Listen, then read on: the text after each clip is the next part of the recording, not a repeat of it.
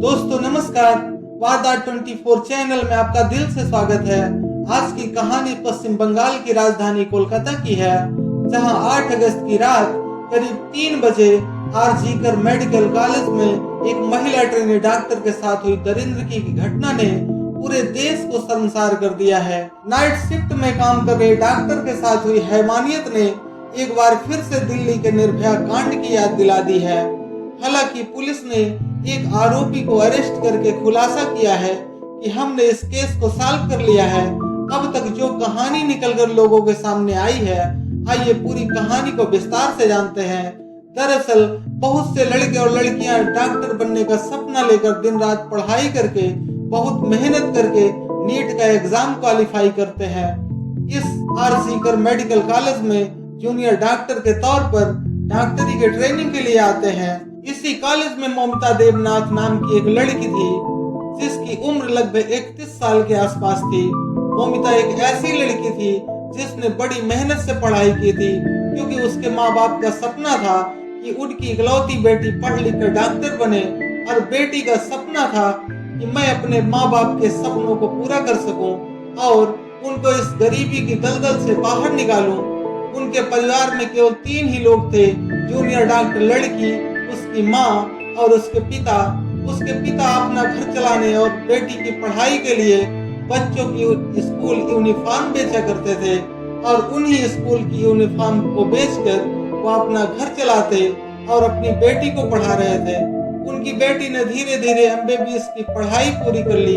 MBBS करने के बाद अब वह आरजीकर मेडिकल कॉलेज में पीजी के सेकंड ईयर की स्टूडेंट थी। अब उसके सामने उसका खूबसूरत कैरियर था, यानी उसके माँ बाप बचपन से जो सपना देख रहे थे वह सपना अब पूरा होने ही वाला था। उनकी बेटी डॉक्टर बनने ही वाली थी और उनके घर के हालात बदलने वाले थे। लेकिन अचानक 9 अगस्त की सुबह को उनके सारे सपने टूटकर बिखर गए। जिस बेटी से उन्होंने 8 अगस्त की रात को फोन पर बात किया, उसी बेटी की मौत की खबर सुबह उनके परिवार को मिली।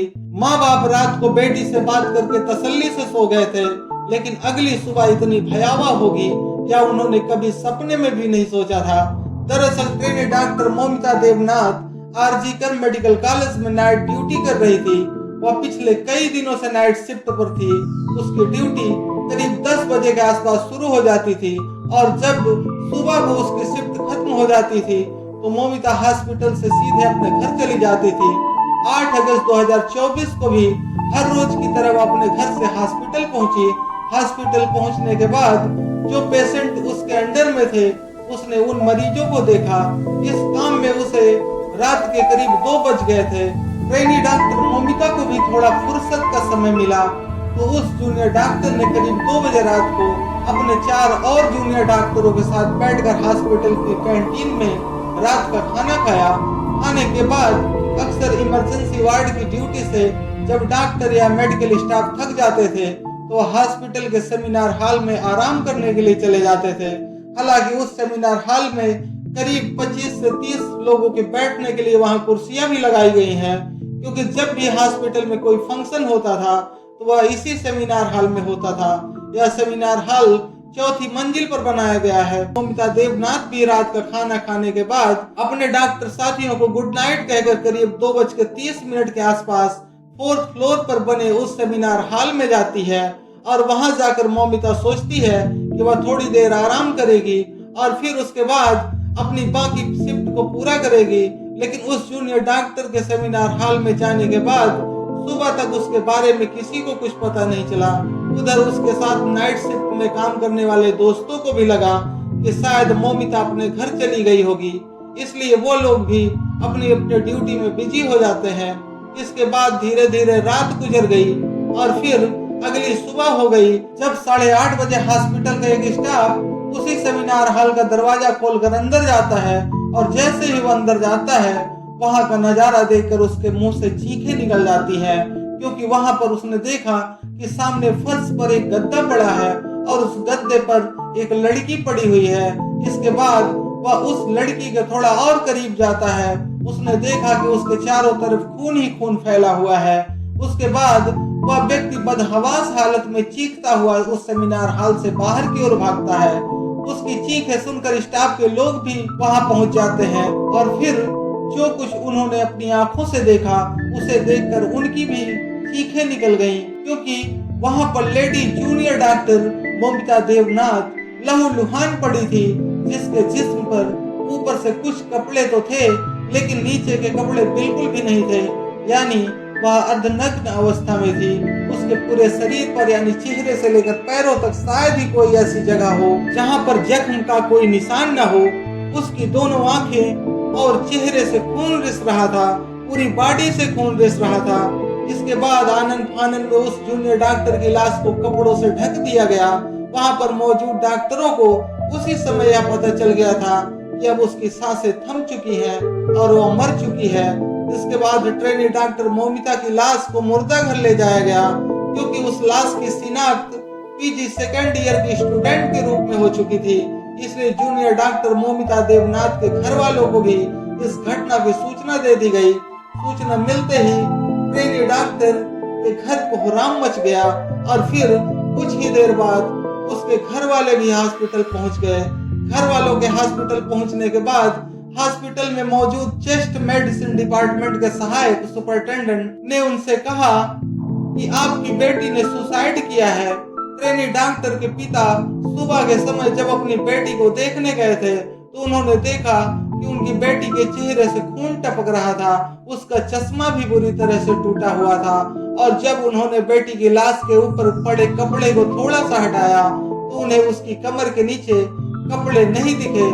लेकिन उस बेटी के साथ इतना कुछ हो जाने के बाद भी उस हॉस्पिटल के चेस्ट मेडिसिन डिपार्टमेंट का सहायक कहता है कि जूनियर डॉक्टर मौमिता देवनाथ ने खुदकुशी की है, यानी एक लड़की जिसके जिस्म पर कोई कपड़ा नहीं है, उसका शरीर सिर से लेकर पैर तक जख्मी है, भला कोई ऐसे भी अपनी जान देता है। इस घटना की खबर पूरे हॉस्पिटल के तमाम जूनियर डॉक्टरों तक पहुंच गई और जिन लोगों ने भी उस ट्रेनी डॉक्टर की लाश देखी उन्होंने पहले ही नजर में अंदाजा लगा लिया था कि यह सिर्फ कत्ल ही नहीं है बल्कि उसके साथ जबरदस्ती की गई है, हैवानियत की गई है। और इसी वजह से सभी जूनियर डॉक्टरों में गम और गुस्से का माहौल पैदा हो गया, क्योंकि यह दरिंदगी एक सरकारी हॉस्पिटल के अंदर एक जूनियर डॉक्टर के साथ की गई थी। लेकिन स्टूडेंट का गुस्सा अभी भी काबू में था और इसी बीच शुरुआती पोस्टमार्टम रिपोर्ट भी आ गई। शुरुआती पोस्टमार्टम रिपोर्ट से ही उन सबको पता चल गया कि उस ट्रेनी डॉक्टर के साथ क्या कुछ हुआ है और किस तरह से दरिंदगी की गई है। पोस्टमार्टम रिपोर्ट के मुताबिक उसकी दोनों आंखों से खून रिस रहा था, उसके मुंह से भी खून रिस रहा था, उस ट्रेनी डॉक्टर के प्राइवेट पार्ट से भी खून बह रहा था, उसका पेट बुरी तरह से जख्मी था, उसका बायां पैर टूटा हुआ था, उसकी गर्दन भी टूटी हुई थी, दाहिना हाथ टूटा हुआ था, उसकी रिंग फिंगर भी टूटी हुई थी, होंठ जख्मी थे और होंठ से भी खून रिस रहा था, जिसके जिस्म पर कई जगह दांतों से भी काटा गया था। यानी उस मासूम बच्ची के शरीर को बहुत ही बेदर्दी से नोचा गया था। आगे पोस्टमार्टम रिपोर्ट में था कि शायद इन सब के बाद आखिर में गला घोटकर उसकी हत्या कर दी गई थी। लेकिन इस पोस्टमार्टम रिपोर्ट में भी कई चीजें क्लियर नहीं थी। जैसा कि यह तो क्लियर किया गया था कि डॉक्टर मौमिता के साथ जबरदस्ती हुई है, लेकिन यह क्लियर नहीं किया गया था कि उसके साथ जबरदस्ती मौत से पहले हुई या उसकी मौत के बाद, यानी यह हैवानी जूनियर डॉक्टर के साथ जिंदा रहते हुए की गई थी या फिर उसकी लाश के साथ की गई थी। खैर, जब यह भयानक पोस्टमार्टम रिपोर्ट डॉक्टरों के सामने आई तो डॉक्टरों का गुस्सा बर्दाश्त से बाहर हो गया और फिर देखते ही देखते पूरे आरजी कर कॉलेज के डॉक्टरों ने हड़ताल कर दी। उन सब ने काम करना बंद कर दिया। उन सभी जूनियर डॉक्टरों का कहना था कि अगर सरकारी हॉस्पिटल में भी वह लोग सुरक्षित नहीं है तो फिर कहां सुरक्षित रहेंगे। कोलकाता पुलिस को तुरंत एक स्पेशल टीम गठित करनी पड़ी। इसके बाद इस केस की जांच शुरू की गई। यह मामला चीफ मिनिस्टर तक भी गया, साथ ही पॉलिटिक्स भी शुरू हो गई। और जब पुलिस ने अपनी जांच शुरू की तो फिर धीरे धीरे इस दरिंदगी और कत्ल की कहानी सामने आई। पुलिस ने सबसे पहले उस सेमिनार हॉल में जांच शुरू की, क्योंकि सेमिनार हॉल के अंदर कोई कैमरा नहीं था। इसलिए पुलिस ने सेमिनार के आसपास लगे कैमरों पर फोकस किया। इत्तेफाक से पुलिस को 2 ऐसे कैमरे मिल गए जो उस सेमिनार हॉल के एंट्री और एग्जिट गेट को कवर कर रहे थे। इसके बाद पुलिस ने रात 3 बजे से लेकर ट्रेनी डॉक्टर की लाश मिलने के समय यानी 8 बजे तक के सभी सीसीटीवी कैमरा को खंगालना शुरू किया। तो बहुत सारे लोग उस सेमिनार हॉल की तरफ जाते हुए दिखाई दिए। उनमें कई नर्स भी थी, कई जूनियर डॉक्टर थे। पुलिस ने उन सभी को अच्छे से चेक करना शुरू किया। उसी फुटेज में एक शख्स दिखाई दिया। जब उसके बारे में पूछा गया तो हॉस्पिटल स्टाफ ने बताया कि यह शख्स अक्सर हॉस्पिटल में आता जाता रहता है। उसका काम लोगों की मदद करना है, उनको हॉस्पिटल में भर्ती करवाना है। साथ ही वह व्यक्ति कोलकाता पुलिस के लिए भी काम करता है। कोलकाता पुलिस को कुछ इंफॉर्मेशन देना या फिर उनके कुछ छोटे मोटे काम करना। उसके बारे में पूछने पर पता चला कि उसका नाम संजय राय है। हॉस्पिटल स्टाफ से पूछा गया कि संजय राय उस रात यहाँ हॉस्पिटल में क्या कर रहा था। हॉस्पिटल के स्टाफ ने बताया कि संजय राय अक्सर रात को यहाँ आता रहता है। कई मरीज जिनको वह भर्ती करा कर जाता है, उनको देखने के लिए, उनका हाल चाल पूछने के लिए वह अक्सर यहाँ आता है। अभी वह लोग इस बारे में बात कर ही रहे थे, तभी अचानक एक पुलिस ऑफिसर की नजर संजय राय के गले पर पड़ी। दरअसल घटना स्थल की जांच की गई थी, तो उस समय मौके वारदात से जूनियर डॉक्टर की लाश के पास से पुलिस को उसका लैपटॉप और मोबाइल फोन के अलावा उस जगह पर एक ब्लूटूथ डिवाइस मिला था। पहले तो पुलिस को लगा कि शायद यह जूनियर डॉक्टर का ही होगा, क्योंकि उसका मोबाइल भी वहां पर पड़ा था। लेकिन जब उसको ब्लूटूथ से कनेक्ट करने की कोशिश की गई, वह जूनियर डॉक्टर के फोन से कनेक्ट नहीं हुआ। हालांकि उस दौरान भी पुलिस ने बहुत सारे लोगों के फोन से उस ब्लूटूथ को कनेक्ट करने की कोशिश की, लेकिन उस समय वह किसी भी फोन से कनेक्ट नहीं हुआ। इससे यह साफ हो गया था कि जिस व्यक्ति का भी ब्लूटूथ है, कातिल भी वही है। इसके बाद सीसीटीवी कैमरा के आधार पर जितने भी लोगों को चिन्हित किया गया था, पुलिस ने उन सब के फोन को उस ब्लूटूथ से कनेक्ट करने की कोशिश की, लेकिन फिर भी कोई सफलता नहीं मिली। इसके बाद कोलकाता पुलिस तुरंत संजय राय को अरेस्ट कर लेती है। संजय उस समय भी नशे में था और जब पुलिस उससे पूछताछ कर रही थी, उससे सवाल कुछ पूछा जा रहा था और वह जवाब कुछ और दे रहा था।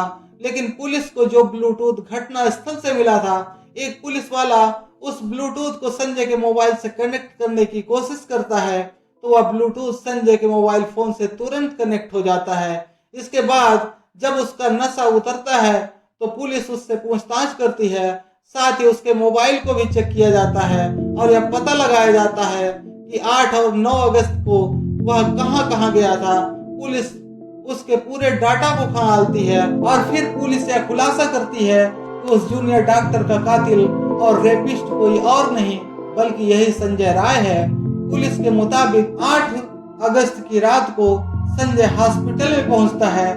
इसके बाद वह हॉस्पिटल के पीछे एक सुनसान जगह पर बैठकर देर रात तक शराब पीता है और फिर हॉस्पिटल में इधर उधर घूमता रहता है। पुलिस का मानना था कि संजय सीसीटीवी कैमरे में उस तरफ जाता हुआ दिखाई दे रहा था जिस तरफ सेमिनार हॉल है, और फिर करीब 40 मिनट बाद वहां से निकलता हुआ भी दिखाई देता है। इसका मतलब यह था कि उस रात को जो कुछ भी हुआ था वह उन 40 मिनट में ही हुआ था। वह ब्लूटूथ आरोपी को पकड़ने के लिए पुलिस के पास सबसे बड़ा सबूत था, क्योंकि वह ब्लूटूथ मौके वारदात से मिला था।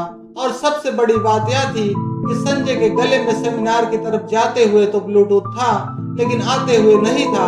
यानी जब उसका ब्लूटूथ गिरा था तो उस समय वह होश में नहीं था।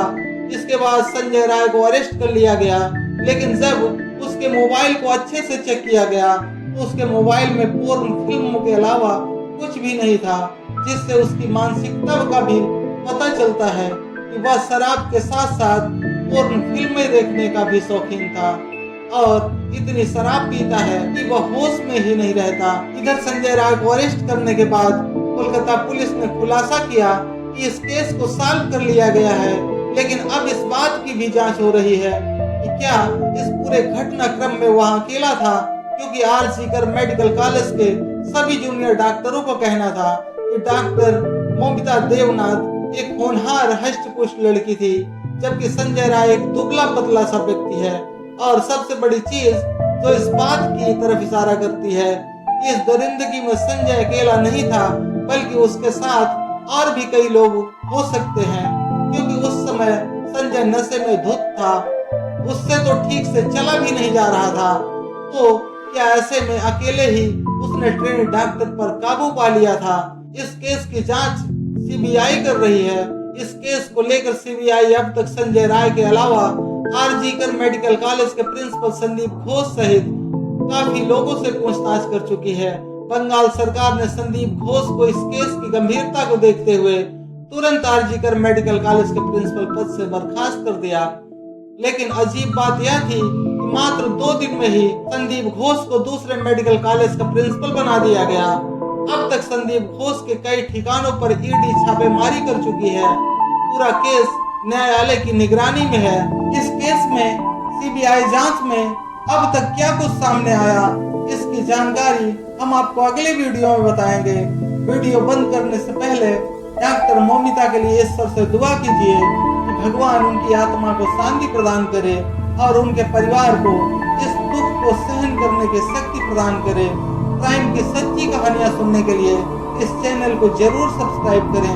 मिलते हैं अगले वीडियो में। अपना और अपनों का ख्याल रखें। धन्यवाद।